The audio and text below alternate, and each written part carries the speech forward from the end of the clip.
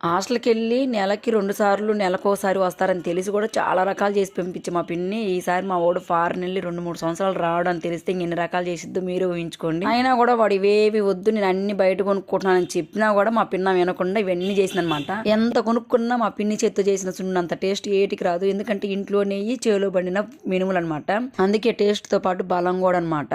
Wait limit పెట్టబట్టి గానీ, లేకపోతే ఎన్ని పంపించేదో ఏమో.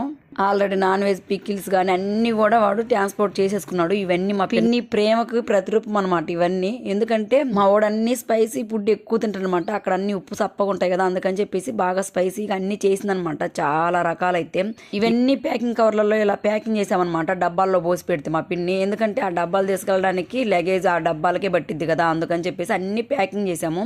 మామూలుగా అయితే మనం కాల్చొచ్చు కొవ్వొత్తితోటి, అలా కాలిస్తే కూడా లీక్ అయిద్దని చెప్పేసి మా ఊర్లోనే ఫ్రైడ్ రైస్ అమ్మే వాళ్ళ దగ్గర ఈ మిషన్ ఉందన్నమాట. అందుకే తీసుకొచ్చి దాంతో అయితే పెట్టామన్నమాట. చాలా పర్ఫెక్ట్గా వచ్చింది, నీట్గా ఉంది.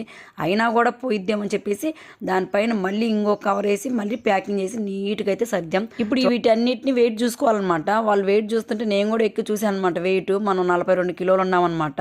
అదేంటో నేను ఎప్పుడు 42 కిలోలే ఉంటా, కానీ ఎప్పుడు ఊరికి వెళ్ళిన మమ్మల్ని తగ్గిపోయినా అంటారు. అదేంటో మరి నాకు అర్థం కాదు. మొత్తానికైతే ప్యాకింగ్ అయిపోయింది. అన్నిటిని నీట్గా సర్దేసి పక్కనైతే పెట్టేసి అన్ని ప్యాకింగ్ చేసి సర్దేసరికి 11 అయితే అయింది.